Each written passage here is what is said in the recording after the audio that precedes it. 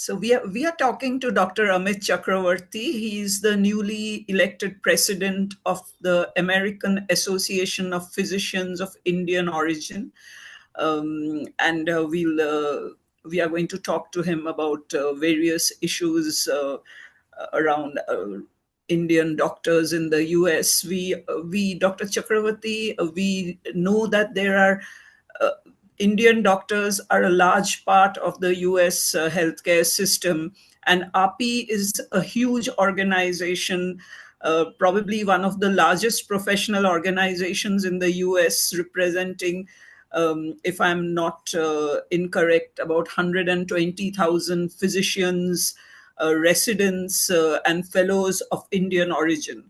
If I could start by congratulating you on your election, and also if you could tell us a little about API in terms of its impact, the numbers, and also a little bit about your vision going ahead this year as the president of this organization. Great. Ishani, thank you for having me. It's an honor to showcase our organization to the whole world, so to speak. I'm Amit Chakrabarty. I'm a urologist. I've been practicing in the United States for a long time. I did my graduation from Orissa, and I did my post-graduation from PGI Chandigarh, did my FRCS in Edinburgh, and then came to US and started my practice here. And I'm proud to say that I represent the interests of 120,000 physicians, residents, and fellows, and students in training of Indian origin in this country. AAPI, as we call American Association of Physicians of Indian Origin, is the largest ethnic medical organization in this country, and second largest medical organization after American Medical Association. So we hold a tremendous clout, tremendous power, so to speak, of physicians in this country. Let me also tell you a few real interesting facts. I just had a meeting, a video meeting with the American Medical Association, AMA. I had a meeting with AMA yesterday, and we are trying to put our forces together. Just imagine the biggest medical group and the second biggest medical group. We will have tremendous power to lobby at Washington. So a few things I learned that international medical graduates contribute about 25% of the health force in this country, and out of that, 23% are from India. We're a huge number, though we represent 2% of the population of the United States. We are 23% of the medical profession here. So that's a huge achievement. We also brag to say that Indian physicians, because we come from a culture of compassion, respect to elders, we portray that in our practice. So not only we are very well trained, because people who come over here frequently, like myself, have done MS in I did MS in PGI Chandigarh, FRCS. So we are very well trained. So when we come to the workforce, we bring with us not only knowledge and skills, but also compassion and the feeling that, hey, every patient, every elderly patient, we respect them. We don't treat them as patient. We treat them as one of us. And that is why I'm proud to say patients have come to me. And I've heard that from a lot of other physicians who have said that, Doc, you know what? I told my primary care doctor, send me to an Indian guy. So that is the clout which we have here. Every 1 in 7 patients in the United States is treated by an Indian physician. So that is the statistics which is from the center, from the national statistics. So needless to say, AAPI has a huge role, and I have a huge burden to make this year a very fruitful year. My vision is, there are fourfold visions. One is to improve the lobbying of AAPI in the center. And for that, we have had meetings with AMA, which is the American Medical Association, who already has tremendous lobbying power in the center. And we are proud to say that this year, for the first time in the history of American Medical Association, we have a person who is the president from Indian origin, Dr. Bobby Mukamala. That is a very, very great catalyst, which I have. And Bobby Mukamala's father was incidentally one of our founding fathers of AAPI. So it's an amazing time to be. It's just like the things couldn't have been better. The ducks are all in a row. So this is the time, this is the year I'm going to make a difference. I'm going to try to see that the first thing is that our political clout works. Let me tell you a little example what happened on the first day I took office, July 1st. There was a stop. You know that nowadays Indian residents or Indian medical students are so well appreciated here that hospitals want Indian physicians to come to Indian medical students to come and join the residency slots because they know that family practice and internal medicine, they'll get the bottom of the rung here. But if you get from India, they'll get the cream of the crop. So for them, it is a win-win. Plus, AMA knows, the government knows that we fill up those spots in rural America where domestic residents, graduates do not want to go. So those are the huge clout or huge positive things we have. And we don't mind going to small places because we come from villages in India. For that, we are used to staying in those places. So so we are joining with them for doing this political cloud. That's number one. Number two, involving the young physicians and medical students. Now remember, our second generation medical students, they're brought up here. They don't get that much of disparity or that much of they are kind of accommodated in the mainstream of American graduates, though they have Indian names, but they speak in American accent. I'm talking about those people who are coming from India, and by the way, I was telling you about what happened on 1st of July. So, the Trump administration has arbitrarily stopped J1 visas and J1 visa are how these people come to do residency observation or residencies here. They're slotted. So American Medical Association, using their clout, had them lift that visa ban in June, just a month before the visa of the residency slots had to open up. Guess what? It opened up in every other country, including Pakistan and China, but India visa slots were not open. And we had very, very frantic messages from 165 plus residents who are waiting to get their J1 visa interviews to come to this country. Their hospitals were kind enough to tell them that we will extend it for 15 days, extend it for a month. That's how important Indian residents are. So they had extended it, but still. So what we did, with the help of a few of our very influential friends, got hold of senior officials who are Indian in the American Embassy in Delhi, and also the state Secretary of State here in the United States wrote letters from AAPI, and I'm so pleased to say, a feather on my cap, the first thing, I couldn't have asked for a better start. They opened up the visa slots, and most of them have got their visa interviews, and most of them are here. So that's a very, very big achievement. I think it's God-given. It's something which is just everything falling in place, so to speak. And I'm glad to do that. So those are the couple of things. I also want to improve the relationship. I mean, we want to do something for India also. And let me tell you what we're doing for that. Because I'm sorry, it's a long process, but you asked me for my visions, so I have to tell you this. So collaboration of US, we have reached our pinnacle here. We have got who's who of American physicians in this country, people who lecture for they're very, very well respected, both in the government level and private level, and so on and so forth. So we started doing what's called a global summit. And every year we go there to India to interact with our Indian colleagues and do a global summit, exchanging our ideas. And I'm proud to say this year's global summit is going to be in Orissa, January 9th to 11th, in Bhubaneswar. Orissa is the state where I come from. So we're doing it there, and we are focusing on four prongs. AAPI and diabetes. So we are setting up a diabetes forum so that we touch 1 lakh lives, and we are going to do this at least for 3 years. So it's not going to finish in Global Summit.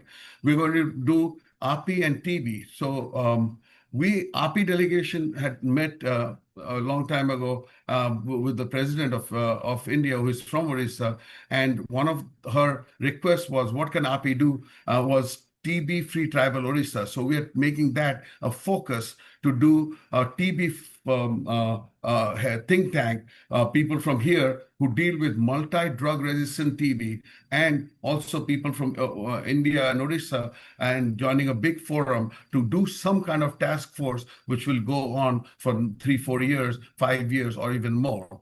That's the second thing. Third thing is that Ayurveda, I don't know whether you guys are aware, that Ayurveda is taking a big step in this country, and yoga and Ayurveda are trying to get to mainstream. We have fellowship programs on Ayurveda in this country, in Minnesota and Utah. So we have got residency programs. Now, unfortunately, a person cannot practice Ayurveda just like that. So there are people who are internal medicine doctors who are practicing Ayurveda or alternative medicine like yoga. But we want to make this mainstream. We want to lobby at Washington to make it mainstream. Why am I saying this? Chinese have lobbied and made acupuncture mainstream.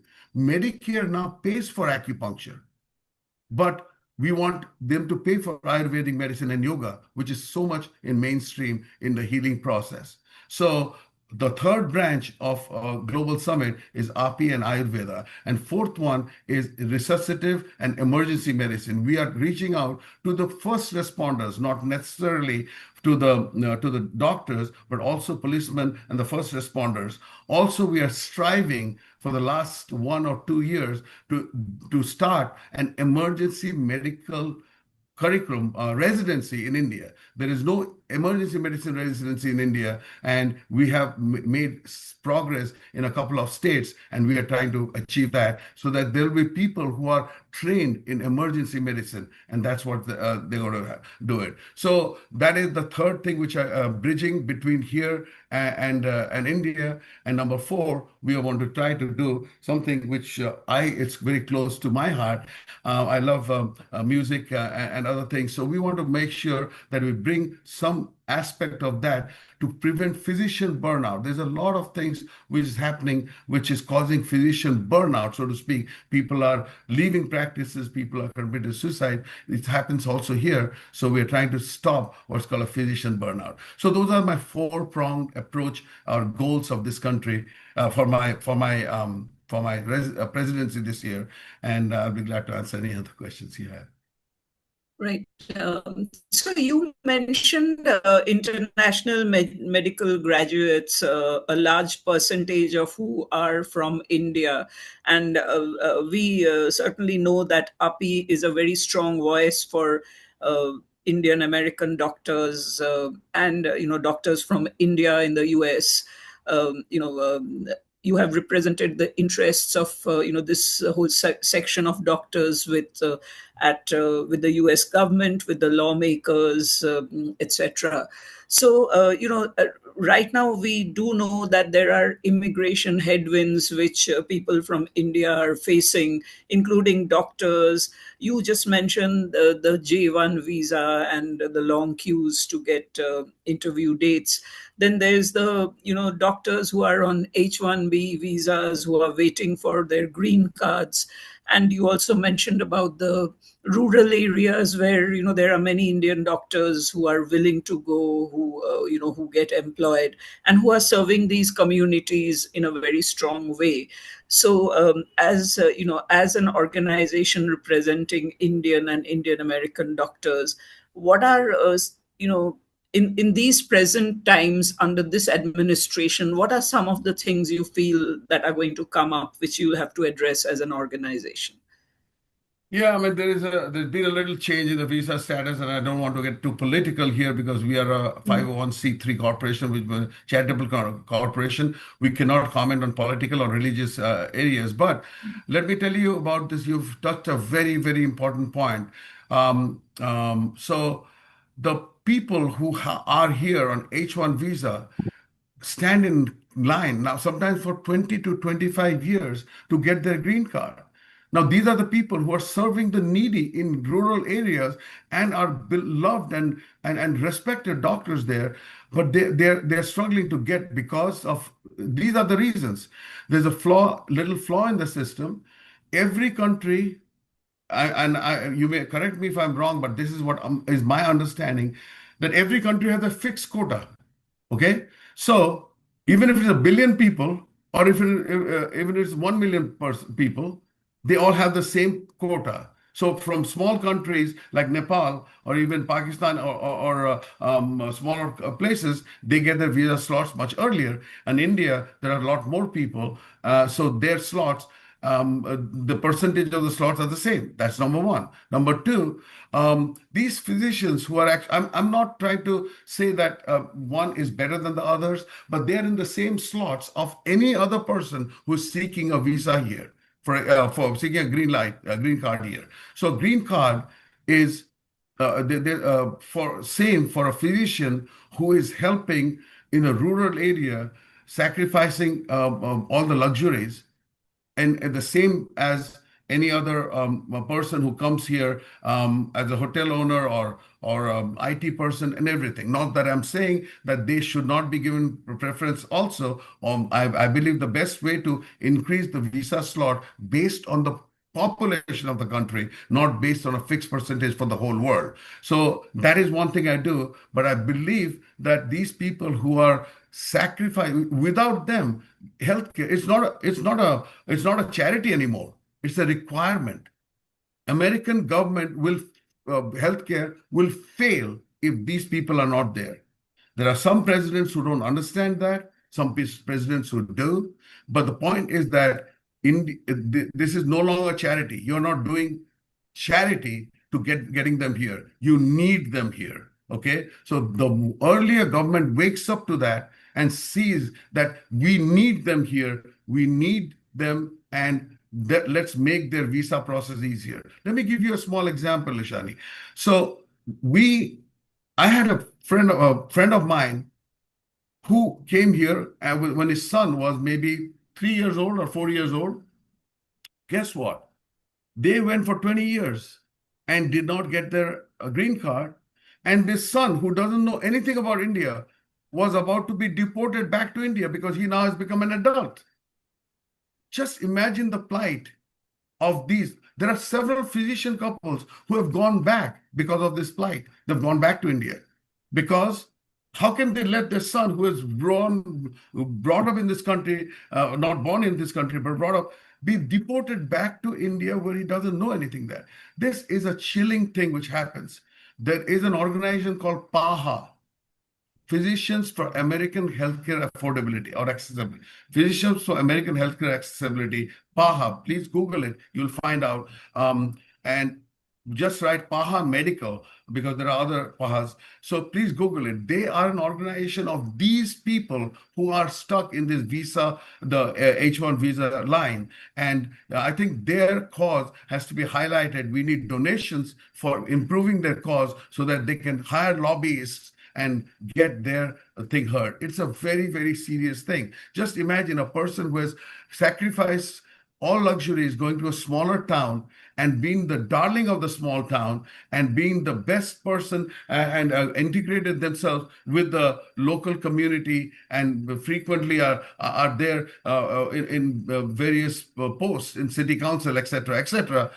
And suddenly they are still in line and their kids, I mean, they can continue here in the same status, but their kids, children who actually become adults, they have to be shipped back to India. This is a very important issue, and we are trying to handle that along with them. Right. If I could ask you about another issue regarding, certain healthcare issues which the South Asian and Indian American population face more than, the others in the US, like perhaps diabetes and heart health issues. We do know that API has worked with, some of the people in government, like representatives, congressmen, including, I think, some of Indian origin. If you could talk a little about what are some of the bills or some of the measures that you have taken to address specific health issues of the Indian American population. Very good question. You'll be amazed to hear this, that Indians are one subpopulation in the whole world who actually have the highest rate of heart attacks or cardiac problems here. About 10 years ago, or maybe something, we had uh, a nationally funded study on heart disease in Asian Americans. We got a lot of data from that, and government awareness, that was actually presented, and we have got representatives in the Congress, like you said, who actually went back, and we know that that's a big issue, big problem, because of genetics and because of the dietary factors. Even if Indians come here, a lot of people, they still persist, obviously, with the same diet as we are back home. So this has been an issue, and there are champions in this field who are working very hard. We're still working on it, and like I said, we are going to include them in this big in the global summit, in the API diabetes consortium, or project which we're going to start, and that is very important. That's number one. And diabetes and heart disease are the two important aspects which even Indian Americans, even if they're explanted from India to here, they still maintain their same dietary habits. Of course, genetics doesn't go away, and they really have a very high incidence of that. And we are addressing that with various pharmaceutical companies. We are doing some other projects, which I cannot mention here because that will be promoting them. But we are also doing projects with them. This year is a very, very big. We are partnering with one major pharmaceutical company and trying to see if we can get some studies together to highlight this problem a little bit more. So you mentioned about some of the projects and efforts which API has been doing, and you intend to take that forward with India, with doctors in India, with the healthcare system in India, with the Indian government as well. But we also know that API has has a large footprint in the community in the US, and not necessarily always only the Indian American community, but API has done work with the larger community, philanthropic work and community efforts. So if you could talk a little about that, I mean, how API has become an organization which represents, health in Indian American doctors, but who are, working towards the good of the entire community in the US. Thank you for asking that question, because API has several subchapters, obviously in different parts of the country. And I mean, we have numerous chapters who run free health clinics. This Indian chapters, for example, Indian Medical Association in Chicago, in Atlanta, Georgia Physician Association, they run free clinics where they see patients for free for the community. They reach out. People volunteer their job. They volunteer their time and do that. That's one thing which is very, very important. The other things what we do is, there are some people who have gone to one other step. We have in Los Angeles, there are and several other places where there are clinics which do free surgeries. surgery centers who do free surgeries. So we give it back to this community. We also have a AAPI charitable foundation where, though we run clinics in India, we also used to run clinics in USA also, which gives back to the community at large. So we do that through our sub chapters because it's very difficult for national API to do something like that. Though we do healthcare drives sometimes during every year, we do blanket donations, we do stuff like that through national API. But most of this work is done by our local chapters, our sub chapters, because they can get their doctors together to do that much better. Plus, we do a lot of health seminars where we invite the general public for question and answer sessions and stuff, and so that we can do that. During COVID, we also did a lot of work to help not only people from here. I just wanted to tell you what we also did during COVID time, because this is for our parents who are from India. This is not that they were stuck here. They had come over here, they couldn't go back, they run out of their medications and stuff like that. So what can they do? So we developed a network of physicians all around the country, including some non-Indian physicians, and they saw these patients. They couldn't just prescribe without seeing the patient. So they saw the patients. Frequently, these patients did not have health insurance. They saw them for without any charge and wrote their prescriptions, and so that they could survive. So these people who were stuck here were taken care of. And for this massive initiative and other projects which we did by donating ventilators and oxygen concentrators to India during the second phase, we got a special mention in Prime Minister Modi's speech about what AAPI and the physicians of Indian origin do in this state and what we did during COVID time. And we also got Pravasi Bharatiya Samman award, API got because what we did during the COVID time. Right. Right. So API represents, I think, three different, segments of doctors. And you mentioned about the young second, third generation doctors of Indian origin. I mean, they are born and brought up, trained and, educated in the US. So their perspective is perhaps a bit different from the first generation doctors who are arriving in the US as residents. So if you could talk a little bit about the three different categories of physicians who are represented in API, and what kind of interest do each of them have? Ishani, you have done your homework. I can see that. You're just asking just the perfect right questions. So yes, we have got three branches. We got the main branch, which is API. We've got a young physician section, which is anybody who starts practice for 10 years. They are in this young physician section because their idea, their focus, their interests are obviously different. Then we got a third called MSRF, Medical Student Residents and Fellow sections. So these are the people who are in training.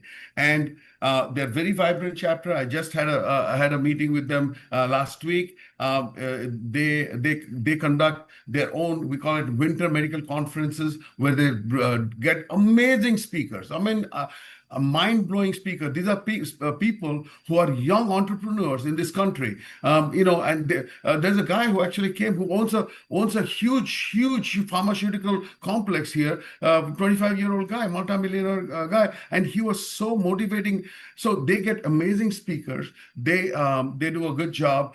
Their interests are obviously a little bit different. So their entertainment interests are different. We get our ghazal singers, and they get their pop music guys, whatever. But that is there. We see that in our kids also. So that's nothing different. Otherwise, but you are right. What happens is that API was found in this country to tackle discrimination. And these folks, the younger physician, the second generation, do not face discrimination. They are accepted as one of them. They are in heads of departments, and they may have a little bit here and there comments, stuff like that, but mostly in most of the country, they're accepted in mainstream. But I remind them over and over again, that doesn't matter where you go, your genes are from India, and we are the only organization which represent physicians of Indian origin. We didn't say physicians from India, we said physicians from Indian origin. And this is the only organization you can say, yeah, it's my organization. There's no other organization. You don't have a young physician Indian organization somewhere else. No, you are one of us, and we will try our best. Sure, Thank you ma'am. very much for having me. So the medical student residents and the young physician section are doing a stellar job. We're trying to integrate them into the main AAPI because they are future of AAPI next year. They are from future. They're going to take over. Thank you very much for having me here. It was just a pleasure, and I really think that I hope this message gets across to the masses in India. Correct. Thank you. Thank you for talking to us. It was a pleasure talking to you.